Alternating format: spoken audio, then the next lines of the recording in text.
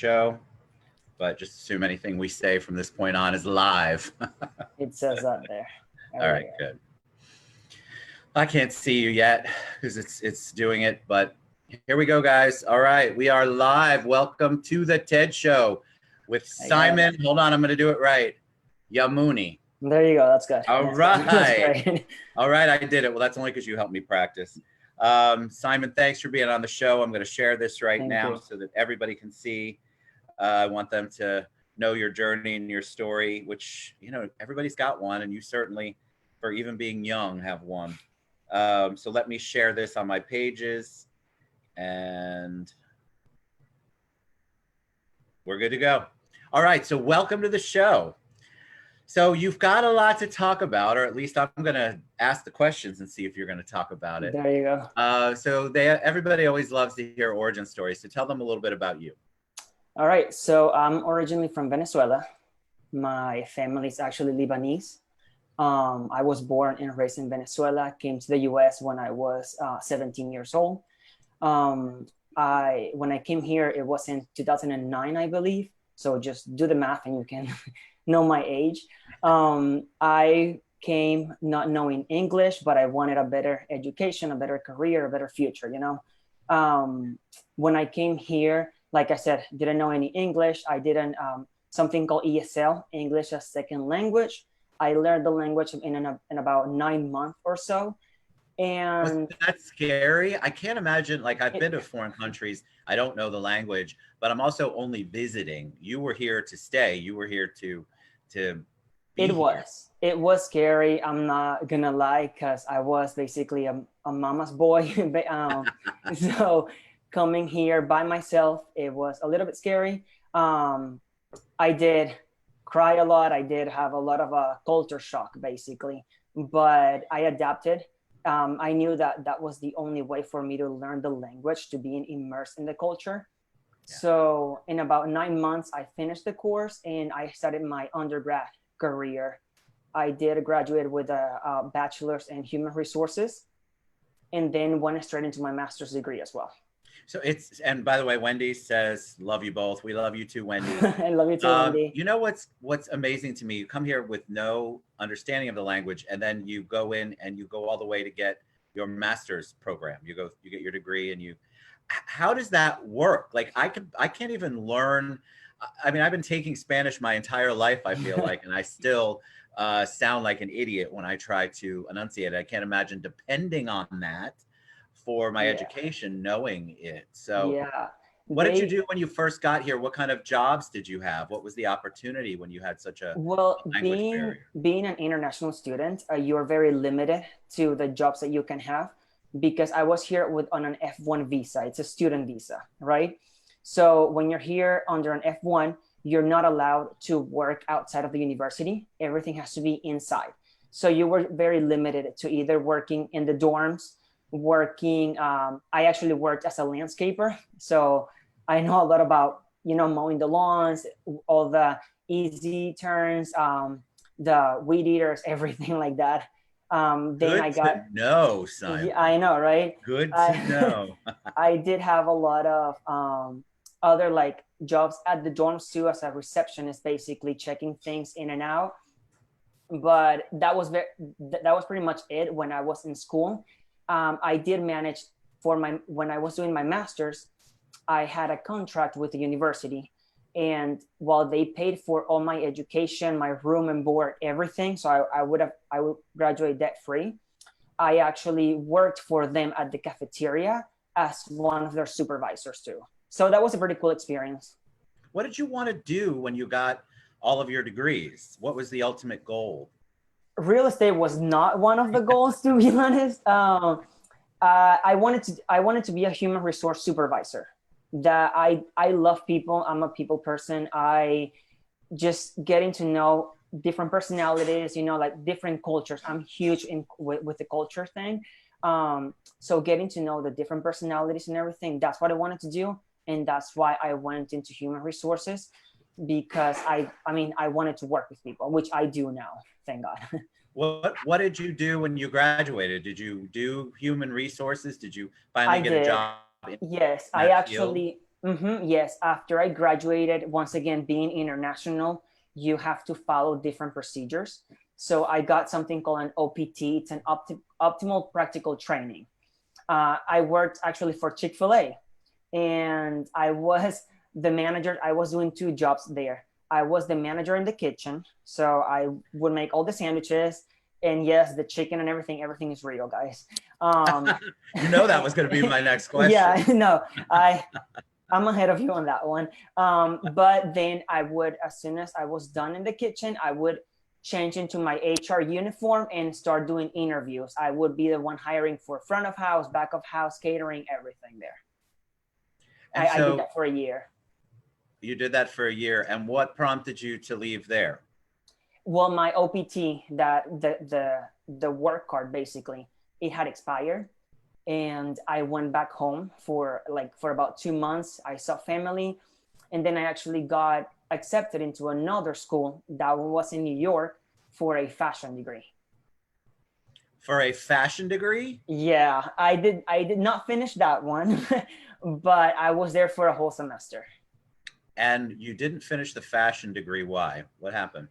I had already had my bachelor's. I had already had my master's degree as well. Going into fashion was more of a thing that I always liked, basically, but I knew that it was not the end goal.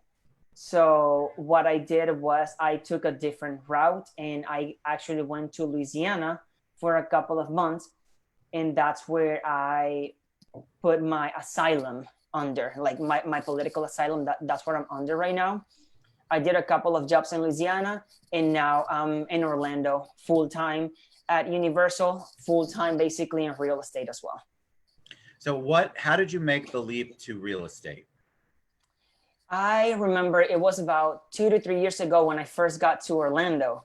My sister-in-law's dad, he actually does real estate as well in Miami. And we went to a conference for Lennar, and we went touring all the vacation homes, everything, and it just got my attention. Like all the creativity that goes into a house, everything, like from just going to see the house to actually making someone's dream come true. That just got me into it. It took me 2 years, and then I met Nick Nastasi. He's one of my coworkers actually at Universal and in real estate as well. And he told me that it's possible and everything. I got signed up for the class, passed the class exam, failed the state exam once, but I mean, it happens to everyone. Everybody goes through that. Yeah, I know, right? And then I passed the second time around. Well, Nick's a great find. That's awesome, because that whole, I love the Property Pros. I love the Stewart team. I love all those guys. That's a great, what an intro for you. That's a great place for you to certainly land. It is. They're very supportive. How do you balance? Well, you're not balancing now because Universal's not open. Correct. Yes, correct. So everything, all my time, it's right now, everything is kind of slow. So I've been reading a lot of books about real estate, about like being an influencer, like in the market as well. I actually got a book today.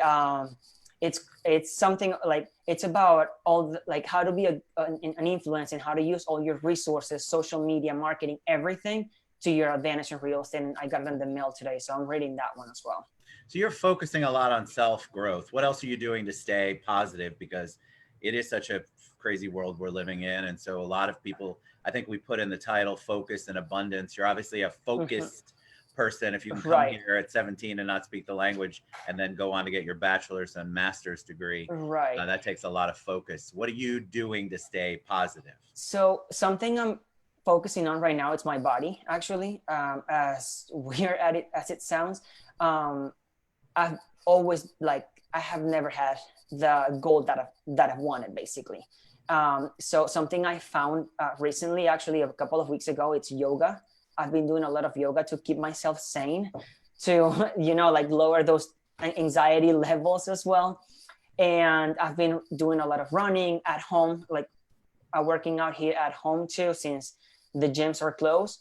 So that's pretty much what I'm doing. I've been talking to all my friends, all my leads. They're all Venezuelans as well. I've been texting them, just making sure that they're all okay. Nobody has contracted the virus and things like that. I want to go back to the asylum part because I don't think we talked Yeah. about that before. I didn't realize. So explain to the audience why you're here on asylum, an Yeah, asylum seeker. definitely. So first of all, being international in the US and also like in every country, it's a little hard. You are limited to certain rights, certain things that you can do, right? When I first came here, like I said before, I wasn't on F1 visa. I was here as a student, but every summer, every Christmas, every chance I had an opportunity to go back home, I would. When I would go back home, things there were not as easy. Like I said, I'm from Venezuela. It's a country where a lot of political turmoil, um, sexual orientation things are happening as well. Like it's not as developed, as welcoming as they are here too. Make sense? Yes. So just being a part of that, being a part of the harassment, like always harassing you, chasing you out, like chasing after you. My family was involved in politics and everything as well. So that also affected me, even though I was going there on vacation. It also affected me, right? So after I did my master's and all that, I decided to opt for political asylum with a concentration on sexual orientation, of course. Just because being here, it felt like home, to be honest. It Right. felt that I was allowed to be myself. I was, my friends and family, coming out and things like that. It wasn't bad. It wasn't a thing over here. So that's what I went for that one. We do have a couple of restrictions that, for example, like we can't leave the US while we are on political asylum. But like I said, it feels like home. So it doesn't feel like I'm a prisoner or anything like that. Love that.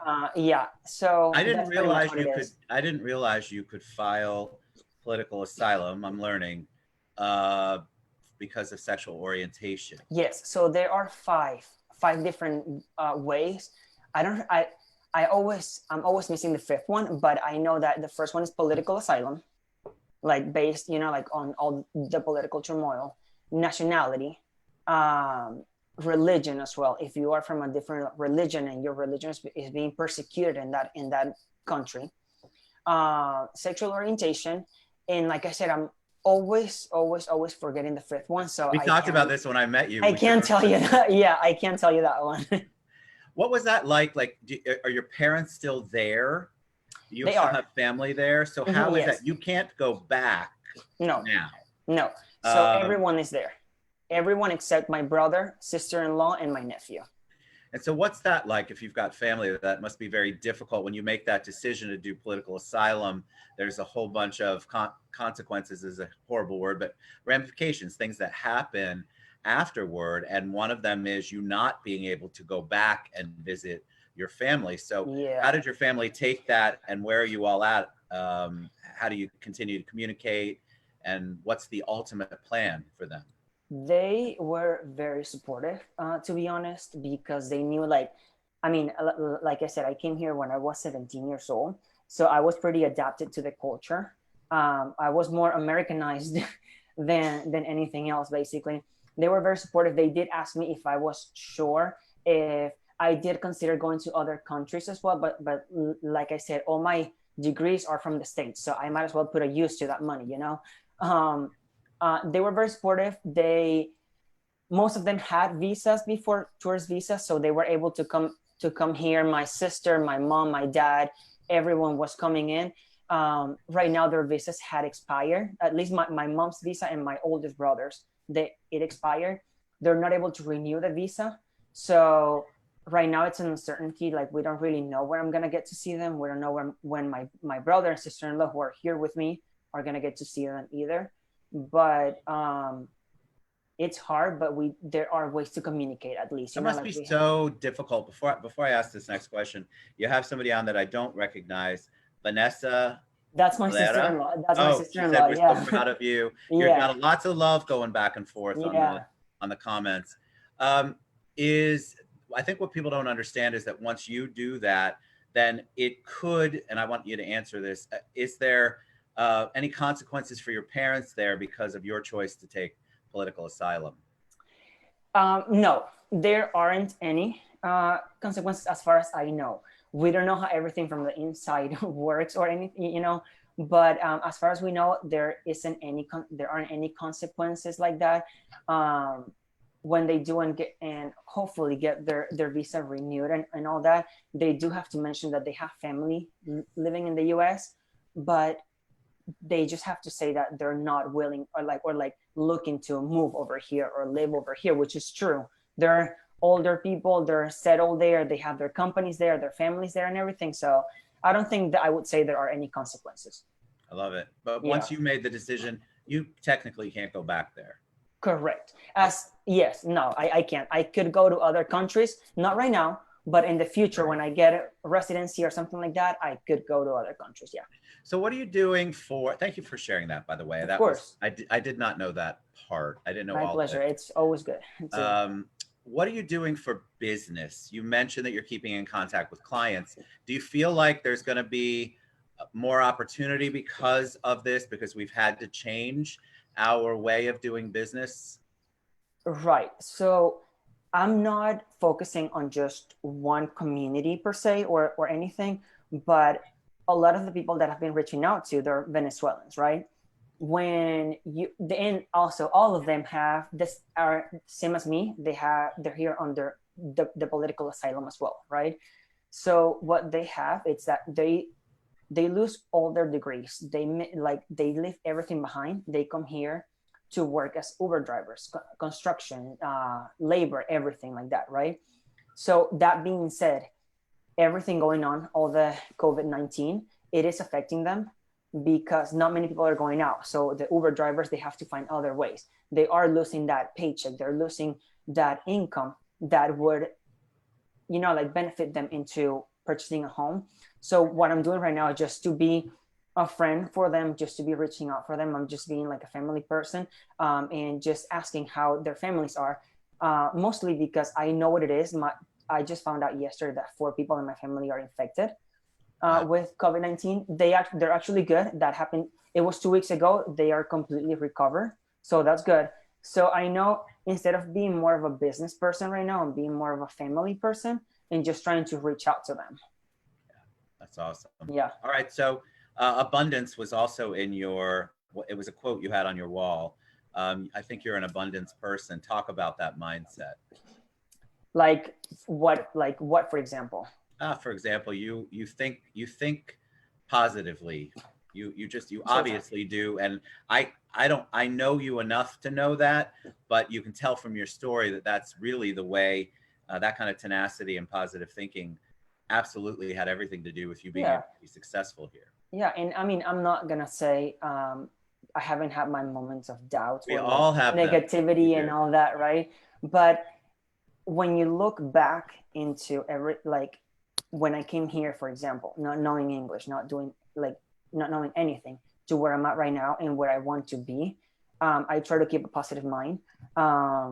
So basically, knowing that you are in a country and in a place that will provide everything that you need, you just have to go out there and take it. It's just like, it speaks to me every single time, and then it lets me know that I do have the resources to be where I want to be in the future. Love it. You know what I mean? Yes, I absolutely do. So I ask this question a lot when I have people in person. Yeah. Who has mentored? Can you give a shout out to somebody or maybe some people who have mentored you along the way? We're big on gratitude and on the show.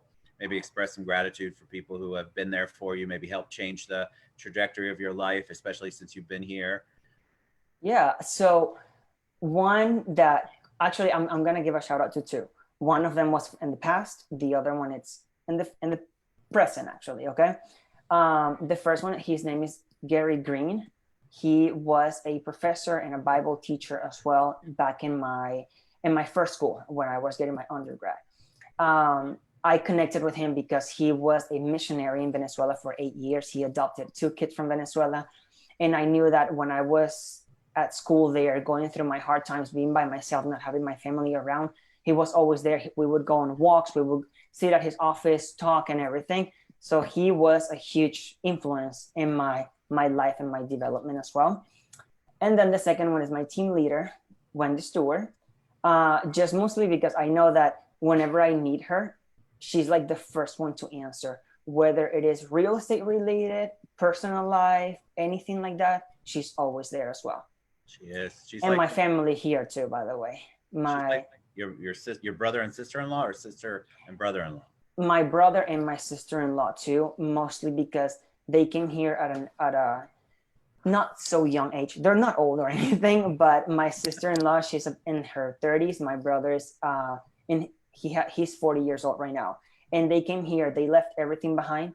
And when they got here, they started as Uber driver, construction workers. And now my sister, she sells insurance policies. My brother, they actually just purchased a house 3 weeks ago. They closed on a house.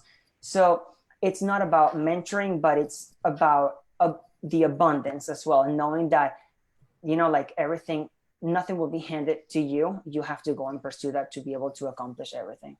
I love it. All right. Yeah, you're right about Miss Mama Hen, Wendy Stewart. I know. It's amazing. Everyone at the Property Pros is amazing. All right. Yeah. You're awesome. Thank you so much for sharing part of your journey and your heart. I learned something today, which is what I love to take away from these shows.